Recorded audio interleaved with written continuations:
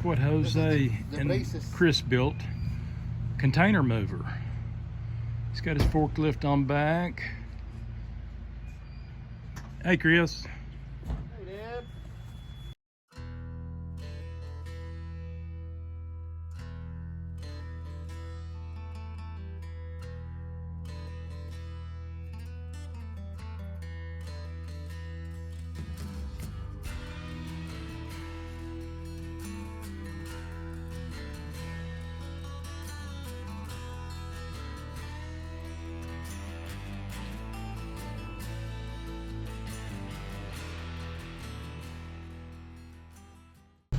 It all started with some old mobile home axles. He dropped them down into the creek. My buddy pulled them out with his excavator. To my surprise, the bearings were in decent shape. Then I removed the old trailer brakes and got them cleaned up. Got them in the shop and put them on some jack stand. The equalizer brackets were worn severely.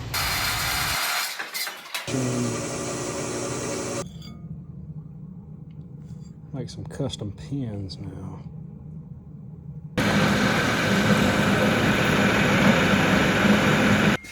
Got our pieces made, and it's called a slip leaf spring. You got the ends bent up so it can't come out. I turned these on the lathe and heat treated them in the forge, and we're going to weld them in, and it's going to be a done deal. If I ever want to get them out, I'll have to use a cutting torch.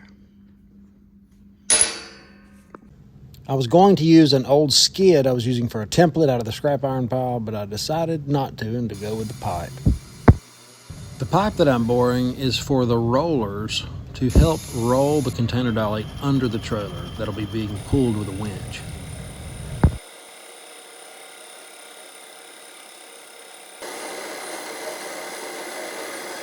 All right, we got our bushings or our rollers built. 3-inch schedulated pipe, bored about 20 over.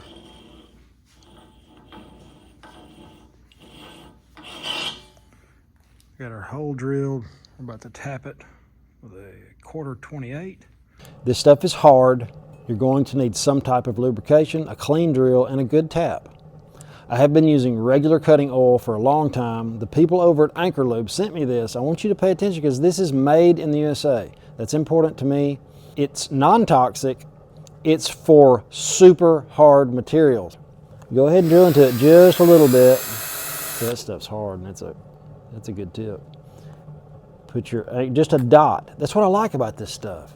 It doesn't take much, and you'll notice it wraps around the bit as you're drilling, and it stays with it. It doesn't run off, and it cuts.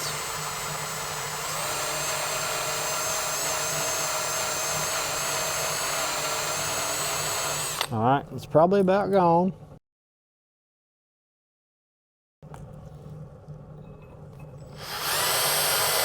There it goes, man. All right, chamfer the hole just a little bit. I want you to notice there's no oily mess. You don't have to worry about welding over it. It's water-based. Same thing for your tap. Put a little bit of this on the tip of your tap, and it will stay with it.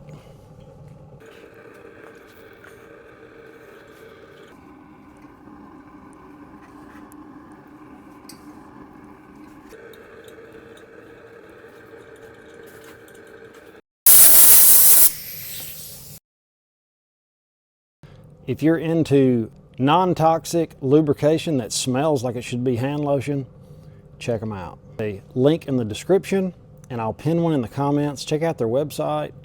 Thanks, Anchor Lube.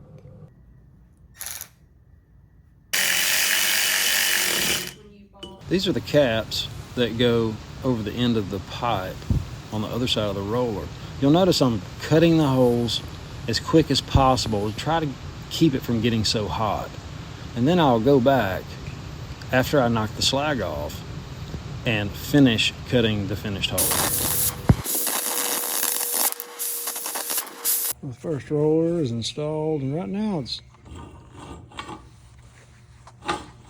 pretty easy to roll, I guess. We're going to grease it and see if it helps. Made us a little grease port there. Got the rollers done. Got our grease certs installed. Changed everything over to pipe except for that square tubing going along the middle for a little brace. Because we're going to be pulling. We're going to be pulling from the front and the back. So that's going to pull this, and when it pulls that, it should pull everything. One cap on one side. If you'll cut these caps just a little bit small, it gives you something to weld to.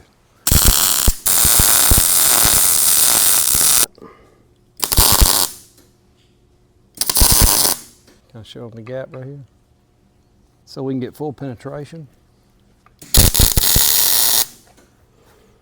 Tackle one end, look down and see if it's straight.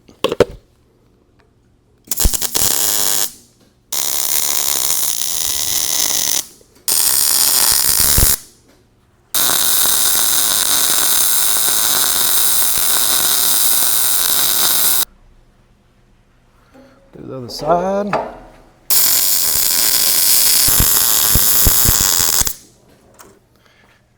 Here.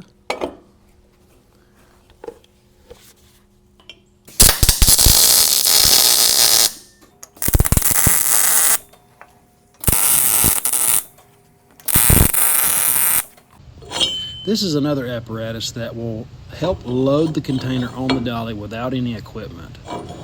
Self-loading dolly apparatus, I guess you'd call it. We're not quite there, but we're getting close. Subscribe to the channel, hit the like button if you like this kind of content. Thank you. Here's your receiver with a floating nut. This goes in, there's a big slot on the bottom of the container. You can poke this up in sideways and turn it and push it through that oval on the side. This doesn't protrude out enough to hit the channel. It actually pulls the channel to the container, and then the load of the container should be right here. Jose is cleaning out the dirt and debris that's in those holes in that chamber in there, so our parts will go in and the dirt won't get bound up and shake loose as it's being pulled. Okay. Piece of square tubing that goes up in that pocket, holds back up on the piece that I just showed you, and pulls it to the side and locks it in.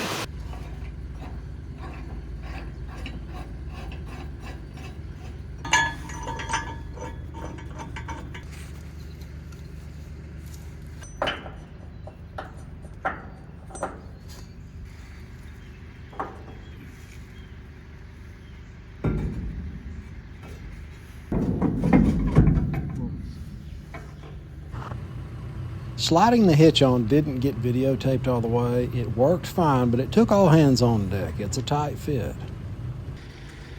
Now we've got our winch hooked up to the pull hinge, and we're pulling the container dolly forward to make the weight on the truck correct.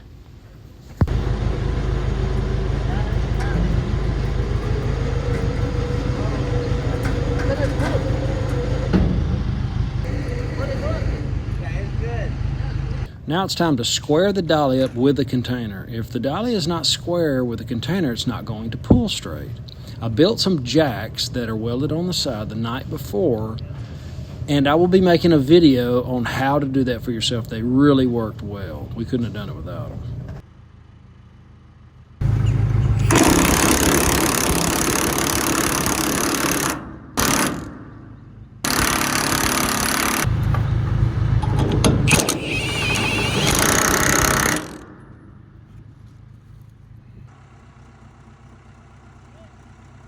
We're having a little bit of trouble at this point. The little jacks on the side that hold the container to the dolly are getting hung up on the side of the fence.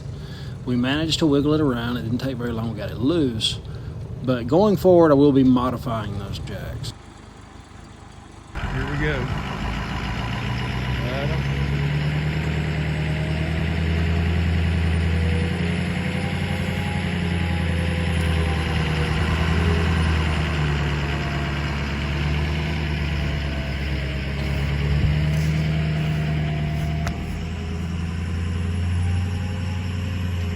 it's the tree. It hasn't been out of this yard in a long time.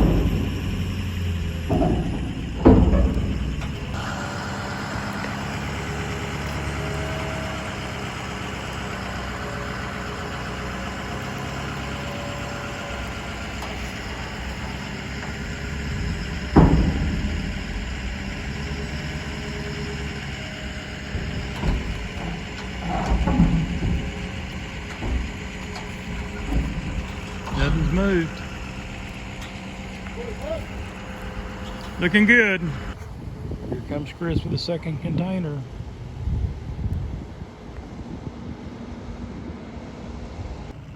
We successfully moved both containers about 7 miles down the highway. I pulled it between 45 and 55 miles an hour.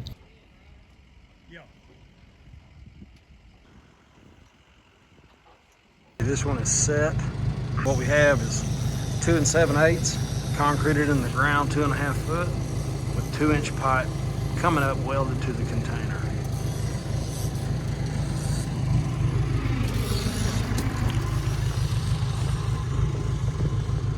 With a 1/2-inch piece of plate on top of the 2-inch.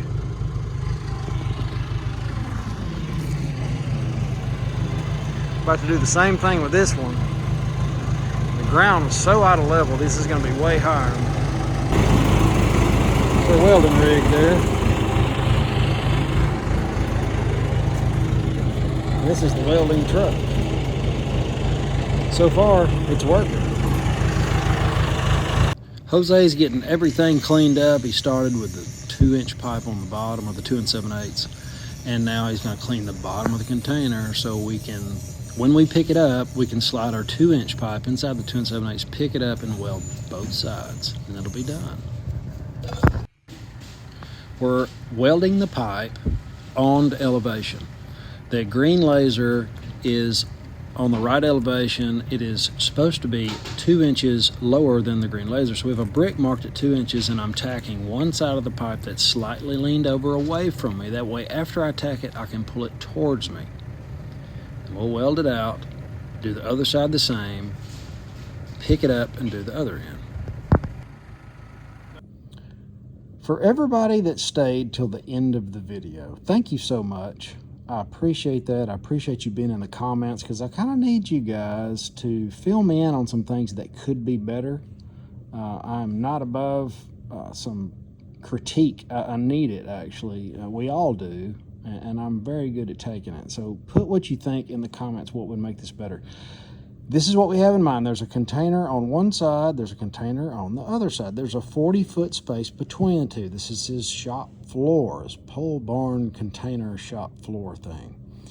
On top of the containers is a bunch of storage. So those poles up there, the trusses, are 6 foot, 6'2". I want to be able to walk under them comfortably, and you can store who knows what up there, and you'll be able to come across the mezzanine to the other one. So you'll be able to access all of the top of the container from one place and go all over the place. Now, next to it is a place to put your camper, and there's doors in the side of the container on both sides, roll-up doors, and he might want to insulate them and make them climate controlled. You know, it's endless what you can do when you've got a good place to start from. So let me know what you think. Have an awesome day. I'll see you in the next one. Later.